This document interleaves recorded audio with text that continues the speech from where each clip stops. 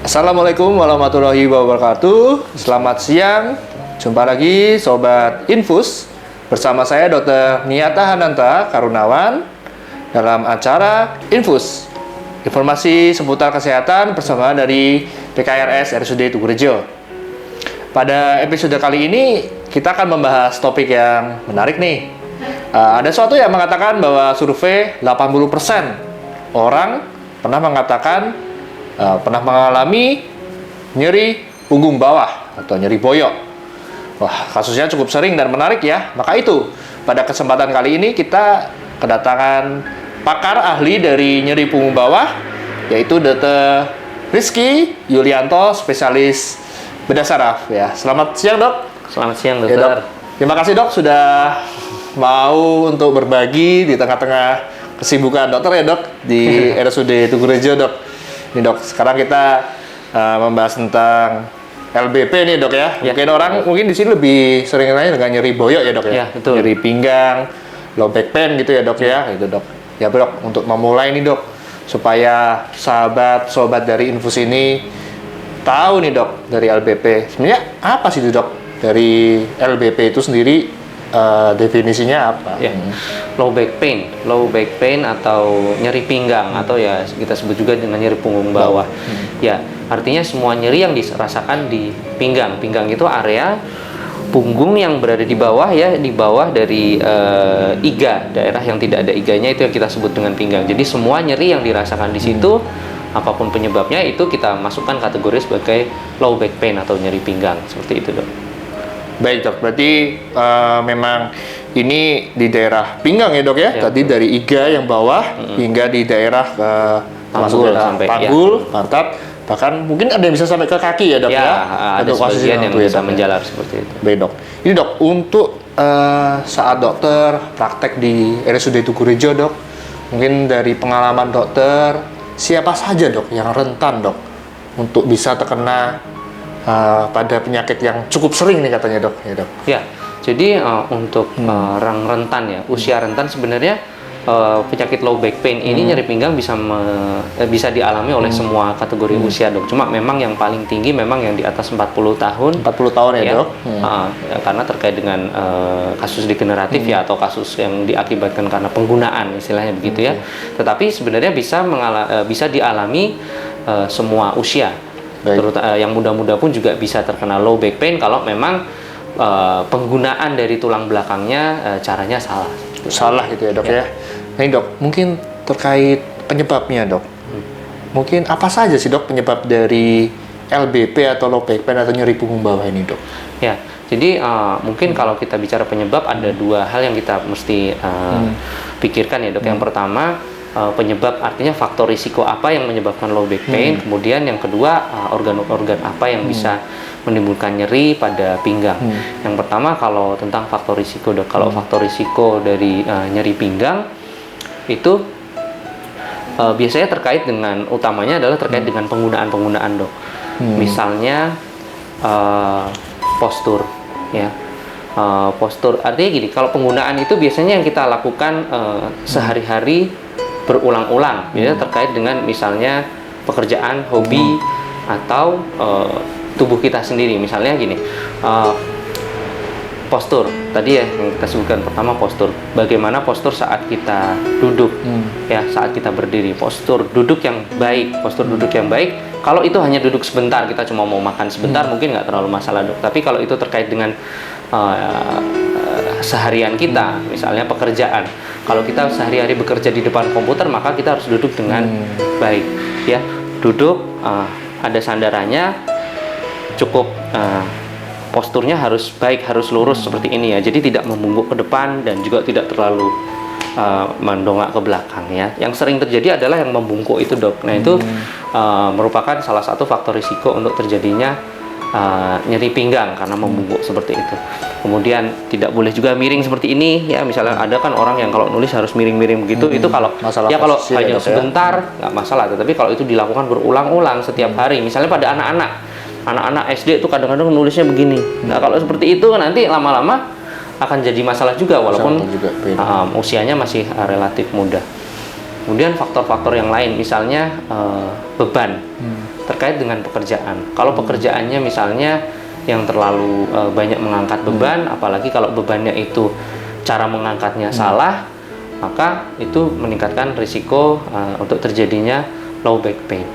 Ya misalnya kalau mengangkat-ngangkat, kalau mengangkat benda berat dari lantai, misalnya galon misalnya, itu harus bertumpunya pada lutut. Jadi bukan membungkuk lalu mengambil bertumpu pada pinggang, bukan, tetapi jongkok dulu, pinggangnya lurus, baru diangkat seperti itu ya. Mungkin nanti bisa ditunjukkan gambarnya. Kemudian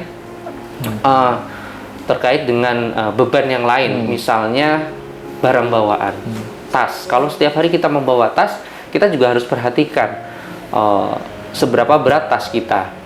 Kalau cuma sesekali ya angkat dari misalnya dari dalam rumah ke mobil, mungkin nggak terlalu masalah. Tapi kalau kita harus bekerja sepanjang hari membawa beban yang berat, itu juga harus kita perhatikan bagaimana beban maksimalnya berapa. Lalu kalau memang itu harus diulang-ulang, mungkin kita harus pertimbangkan menggunakan misalnya tas yang ada rodanya, seperti itu, supaya pinggang kita juga bisa istirahat.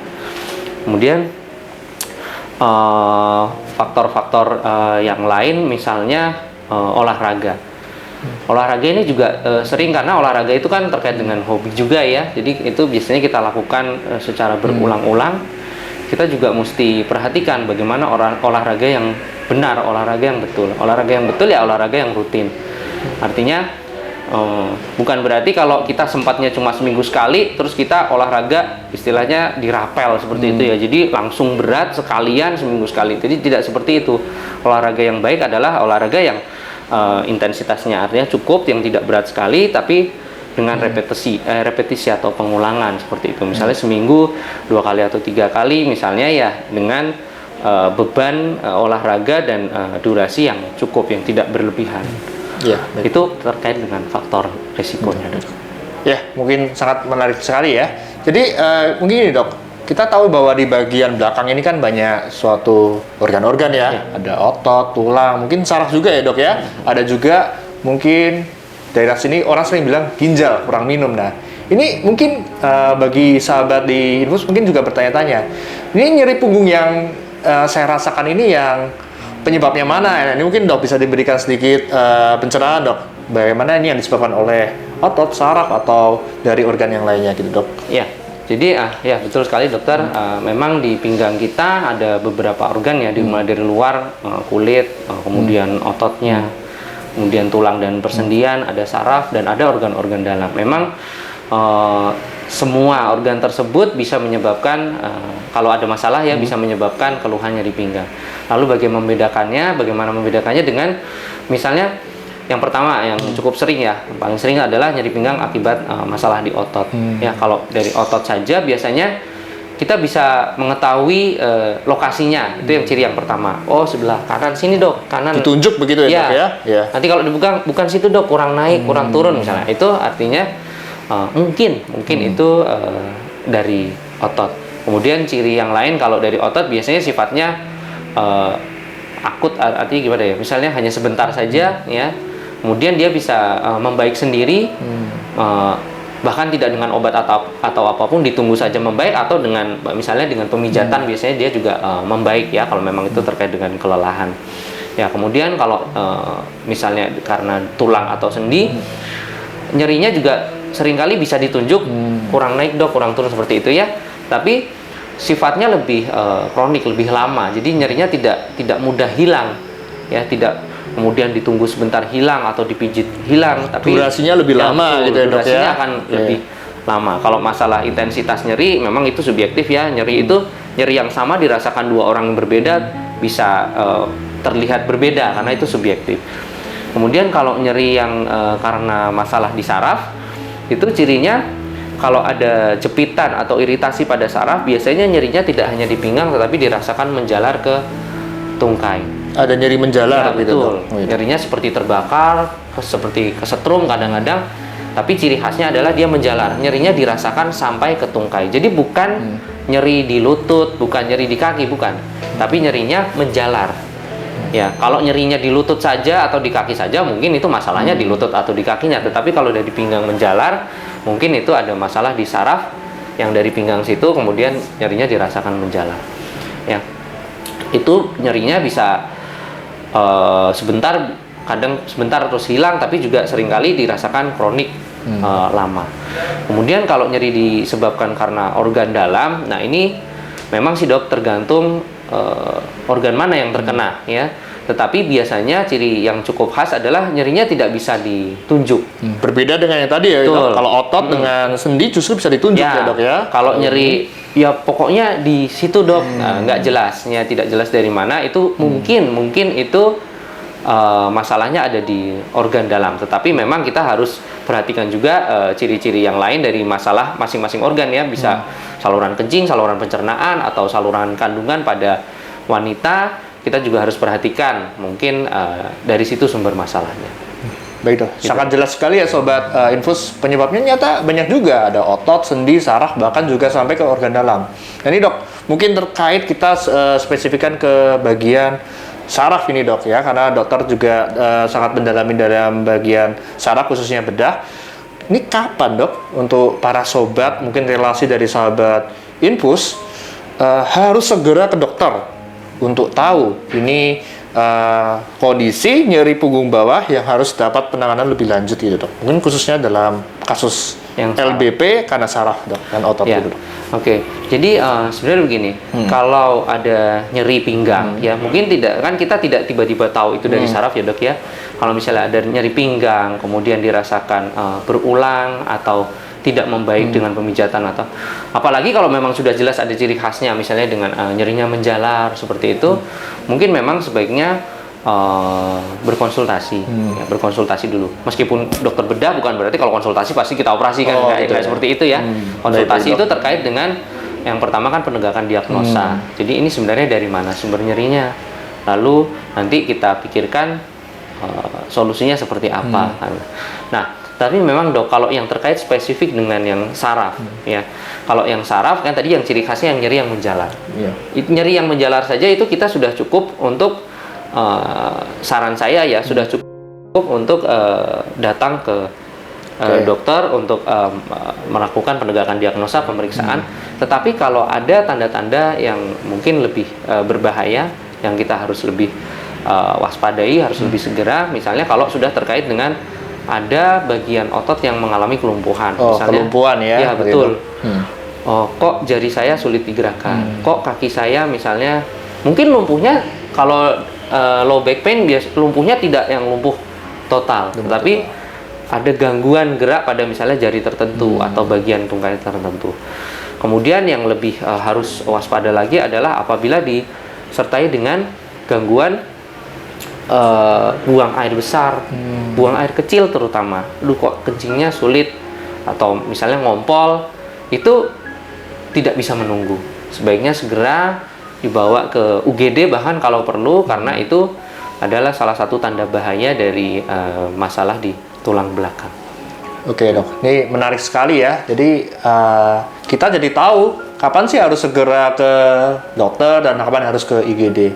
Dan sekarang ini menarik juga nih dok, tentang tadi dokter menyebutkan semuanya nggak melulu dioperasi nih dok. Nah nih dok, sekarang kita bahas tentang penanganan dari nyeri punggung bawah ini dok. Sebenarnya apa saja sih dok penanganannya? Mungkin apakah bisa dengan pendekatan obat atau fisioterapi atau bedah? Bagaimana dok? Mungkin bisa memberikan sedikit pencerahan kepada kita dok ya dok. Ya, jadi yang pertama kalau datang ke dokter dengan kasus nyeri pinggang, yang pertama adalah penegakan diagnosa tentunya. Diagnosa nanti kita mulai dari anamnesis ya, bagaimana ceritanya nih, nyerinya seperti apa sih, di sebelah mana, menentukan penyebab tadi itu ya dok ya.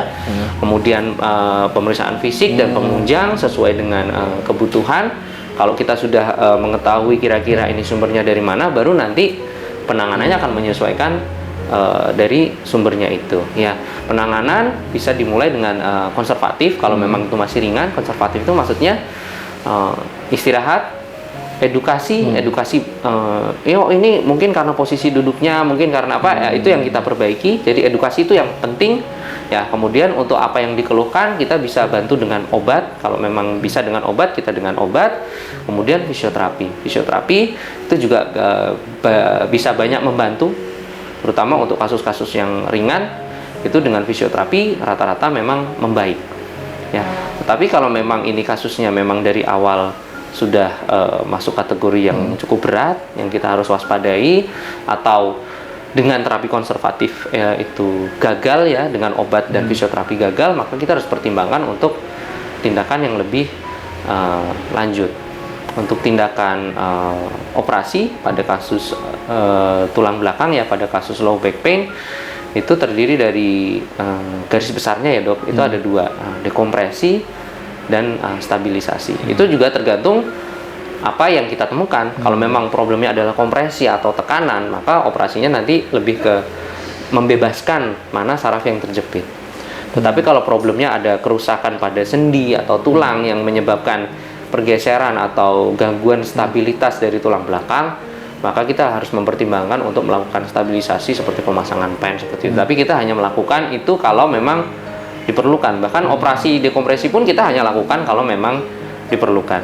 Kalau memang masih bisa dengan konservatif, dengan obat, dengan edukasi, dengan olahraga, misalnya berenang seperti itu, kita akan dahulukan yang itu dok. Baik dok, mungkin terkait sharing pengalaman dari pengalaman pasien dokter di poliklinik dok, apakah banyak dok nyeri punggung bawah atau LBP ini yang sembuh tanpa operasi dok? Itu mungkin bisa sedikit jelaskan ke teman-teman dari infus ini dok. Ya, banyak dok. Banyak ya dok. Banyak. Jadi banyak kasus-kasus memang yang sebenarnya mungkin tidak perlu operasi, tetapi memang perlu yang tadi saya sampaikan, perlu edukasi, itu yang paling penting.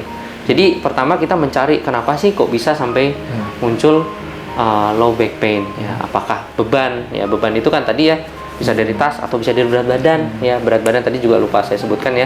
Kalau memang itu berat badannya terlalu berat, mungkin kita bisa turunkan sampai ideal. Edukasi bagaimana postur yang baik, kemudian olahraga ya. Kalau memang dengan itu cukup, rata-rata ya akan baik ya. Tetapi memang ada sebagian kecil kasus yang memang tidak membaik, yang akhirnya kita harus lakukan operasi. Biasanya kondisi seperti apa dok yang butuh tindakan atau indikasi ya dalam bahasa medisnya ya, yang harus biasanya ada tempat atau pilihan untuk dilakukan operasi dok? Jadi terutama adalah apabila kita temukan kesesuaian antara apa yang dikeluhkan pasien dengan hasil pemeriksaan penunjang yang kita lakukan. Jadi karena keluhan low back pain ini kan subjektif tadi saya sampaikan dok. Jadi pasien kan bercerita. Kita tidak bisa melihat nyerinya, ini loh nyerinya sebelah sini, warnanya apa, kan nggak ada. Masalahnya nyeri itu subjektif. Pasien harus menceritakan. Nah, lalu saat pasien bercerita, maka kita akan berusaha menganalisa cerita dari pasien. Lalu saya biasanya akan membayangkan kira-kira kemungkinan sumber nyerinya dari mana. Lalu kita lakukan pemeriksaan penunjang untuk mempertegas itu. Nah, ketika kita lakukan pemeriksaan penunjang kok cocok, ceritanya begini-begini ini harusnya di sini. Lalu kita lakukan penunjang kok cocok, maka itu adalah yang kriteria yang baik untuk dilakukan tindakan koreksi. Kalau memang ternyata cocok, angka keberhasilannya cukup tinggi dok. Ya, tetapi kalau ternyata loh begini-begini ini harusnya ketemunya misalnya di level sekian sebelah kanan, tapi kalau di gambarnya kok nggak seperti itu. Nah, kalau yang seperti itu mungkin kita harus pertimbangkan untuk konservatif dulu, mungkin dengan obat dulu, karena angka keberhasilannya akan menurun seperti itu dok. Jadi memang ada suatu perjalanan yang harus dilalui dulu ya dok ya. Betul. Tidak datang tiba-tiba operasi. Nah, ya itu menjadi suatu hal yang catatan yang penting ya. Jadi untuk teman-teman para sahabat dari infus ini, jika ada kondisi LBP segera nih konsultasi dengan Dr. Rizky ya untuk tahu apakah harus mendapatkan penanganan yang lebih tepat dengan berbagai pemeriksaan penunjang dahulu tepatnya ya di RSUD Tugu Rejo. Ini dok, tadi sudah sangat memberikan kita pencerahan nih dok, membuka pikiran kita tentang pasien atau penderita yang sudah mengalami keluhan LBP. Nah ini dok, sekarang ada sedikit tentang bagaimana nih dok orang sehat dok supaya tidak bisa atau mencegah supaya tidak terjadi nyeri punggung bawah ini dok. Mungkin ada screening tip, mungkin tadi ada kaitan dengan tadi dok ya disebutkan dengan faktor resiko ini ya. Mungkin sedikit diulang lagi dok tips untuk yang sehat dok. Intinya karena kebanyakan kasus low back pain disebabkan karena penggunaan ya, proses degeneratif dok, penggunaan. Jadi istilah saya, gunakanlah tulang belakang Anda dengan benar. Dengan benar itu artinya postur yang baik. Postur yang baik ya. Postur yang baik satu. Kemudian bebanilah tulang belakang itu sesuai dengan ya settingannya, ya sesuai dengan desainnya. Jangan terlalu berat. Baik beban yang kita bawa maupun beban yang ada di dalam tubuh kita, ya. Jadi jangan terlalu berat juga. Usahakan untuk berat badan itu supaya selalu ideal. Bukan kurus, tetapi ideal. Caranya supaya mendapatkan berat badan ideal, ya kalau kita harus punya targetnya dulu. Berapa sih targetnya? Sekarang sih banyak dok di internet, kita bisa cek, oh tinggi badannya sekian, laki-laki kita berarti beratnya berapa nih range-nya. Usahakan untuk selalu di dalam range normal weight. Mungkin itu. Sama olahraga yang teratur yang tadi saya sampaikan dok. Jadi tidak yang dirapel seminggu sekali langsung berat. Kalau memang bisanya seminggu sekali ya, tapi ya jangan terlalu berat. Kemudian olahraga yang terbaik untuk kasus dengan nyeri pinggang adalah berenang. Sementara ini masih itu. Ya betul. Dengan berenang itu akan mengurangi beban di tulang belakang, asal berenangnya dengan cara yang benar ya dok. Berenangnya dengan bukan asal-asalan juga. Kalau berenangnya asal-asalan mungkin malah juga bisa jadi masalah di tulang belakang akhirnya. Mungkin itu dok. Mungkin dok tadi tengah postur sudah nih dok, berat badan jangan berlebih. Nah dok, tadi juga mungkin di awal disebutkan juga tentang cara mengangkat nih dok. Nanti kan kita tahu bahwa banyak nih orang yang mungkin pekerjaannya sering mengangkat barang gitu dok. Mungkin bisa sedikit diulas lagi dok supaya teman-teman lebih paham. Gitu. Mengangkat dengan tumpuan kaki kita. Jadi ketika kita mengangkat, kalau itu barangnya di lantai, maka angkatlah dengan tumpuan kaki. Jadi misalnya anggaplah ini benda berat ya. Ketika kita mengangkat, maka posisi tegak lalu kita angkat. Seperti ini. Anggaplah ini benda berat, misalnya galon atau apa ya. Dengan tumpuan kaki, tulang belakang harus lurus, harus baik ya, posisinya harus anatomis. Kalau kita mengangkatnya seperti ini, nah ini yang salah dok. Kalau seperti ini, maka bebannya di tulang belakang kita terlalu berat. Kalau seperti ini, kalau kita angkat galon aqua seperti ini nih, nah itu berbahaya untuk tulang belakang kita. Jadi harusnya mengangkat seperti ini, ya diangkat seperti itu. Mungkin gitu. Jadi memang ada cara tips ya dok ya, sedikit tips untuk mengangkat dari beban yang berat ya, salah satunya dengan lurus ya dok ya tadi ya dok ya, tidak boleh membungkuk gitu dok ya. Ini satu tips ya, tadi beberapa tips untuk teman-teman yang sering bekerja dalam mengangkat berat beban supaya tidak terkena LBP ini dok. Ya dok, ini kita sudah membahas yang cukup banyak nih ya, dari penyebabnya, kemudian cara membedakan, kemudian juga bagaimana cara penanganan dan sedikit tips dari pencegahan. Mungkin ada sedikit take home message dok, mungkin sebelum kita menutup acara ini dok, kepada sahabat dari Infus dok, mungkin dok, tentang take home message dari pertemuan dari LBP ini dok. Ya, jadi waspada terhadap kondisi nyeri pinggang ya. Memang nyeri pinggang itu rata-rata ringan, kemudian bisa membaik dengan waktu, bahkan tidak perlu obat ya. Tetapi memang ada beberapa kasus yang memang harus dilakukan penanganan tertentu sehingga tidak menjadi berat ya. Datang lebih cepat itu akan lebih baik. Jadi pesan saya waspada nyeri pinggang. Deteksi dini gitu ya dok ya. Oke dok ya. Terima kasih banyak dok sudah datang untuk berbagi bersama dengan sahabat Infus. Ya, para pemirsa dan para sahabat Infus, jangan lupa untuk sharing ya video ini ke teman-teman atau kerabat yang mungkin rentan atau sudah mengalami nyeri punggung bawah ini. Dan jangan lupa like dan subscribe juga ya YouTube acara kami supaya terus update tentang informasi seputar kesehatan dari RSUD Tugurejo ini. Oke, akhir kata saya Dr. Niata Hananta dan Dr. Rizky ya undur diri. Sampai jumpa di acara episode selanjutnya yang tidak kalah menarik, oke, dalam episode Infus, informasi seputar kesehatan. Kami undur diri, kami ucapkan terima kasih, selamat siang, salam sehat.